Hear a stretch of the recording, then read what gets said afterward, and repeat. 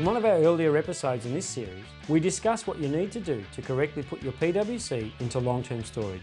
But this week, we're going to take a look at a couple of things you need to do when you take your ski out of long-term storage, hopefully to ride it. If you did all the things we said in that earlier episode, the procedure is pretty simple.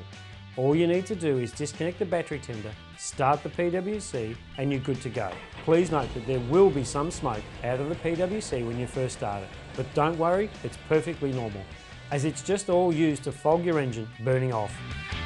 Next, if you've included a layup plan in your insurance, then make sure you call your insurer to advise them that your layup period is ending and that you will be using your PWC.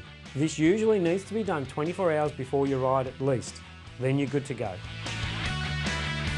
Now, if you haven't done any of our recommended steps prior to putting your PWC in long-term storage, and you're like 90% of PWC owners who just put a cover on it and leave it somewhere out of the way, then there are some crucial steps you need to make before riding your PWC again to ensure it's operating correctly. First is to check the battery and oil levels. If you've just left the PWC without a battery tender connected, it's highly likely the battery will have gone flat. You can charge it, but in our experience this will mean it will probably only work for a while, then will fail when you least expect it. And as we said earlier, the RACV don't make calls to the middle of the bay.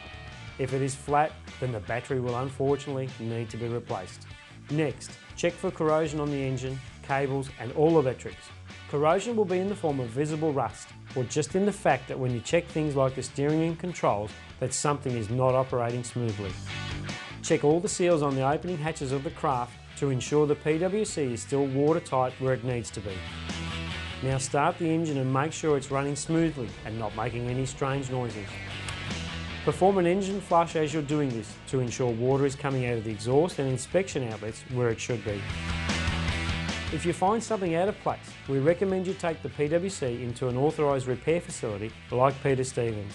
Again, it might be a pain, but better to know you have a problem now rather than in the middle of open water. From there, once the checks are done, if all is good, you're ready to ride.